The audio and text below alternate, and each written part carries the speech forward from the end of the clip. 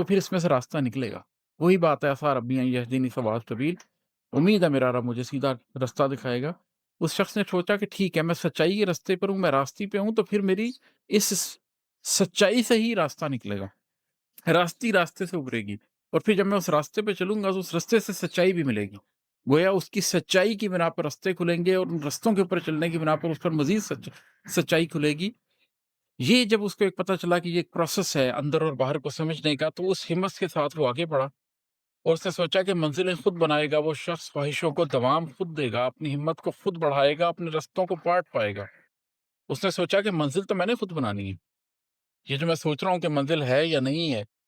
جو شخص دل میں وہ ارادہ لے کر نکلتا ہے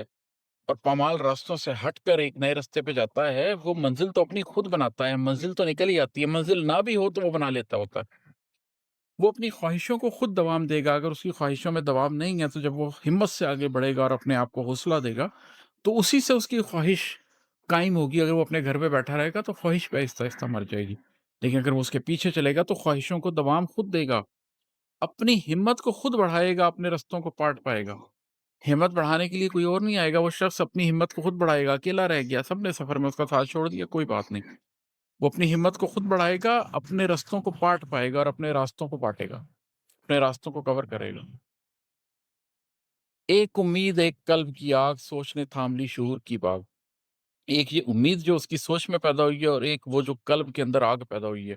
ان دونوں نے مل کر اس کے شعور میں وہ حدت پیدا کی ہے کہ سوچ نے شعور کی باگ تھام لیا، اس نے کہا ہاں اب ہم آگے بڑھیں گے۔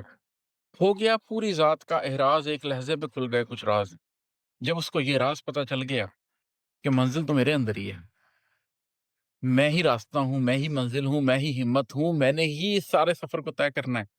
میرے ہی اندر سے سارے راستوں نے پھوٹنا ہے، میرے ہی اندر سے منزل نے نکلنا ہے، تو پوری ذات کا اس کو احراز ہو گیا۔ وہ جو عالم صغیر تھا وہ پھیل گیا،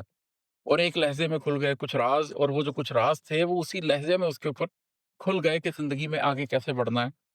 نیلگوں آسمان کے نیچے سرمئی خاک پر کھڑے ہو کر، چار سو ایک سا ہی منظر تھا، چار سو ایک سے ہی رستے تھے،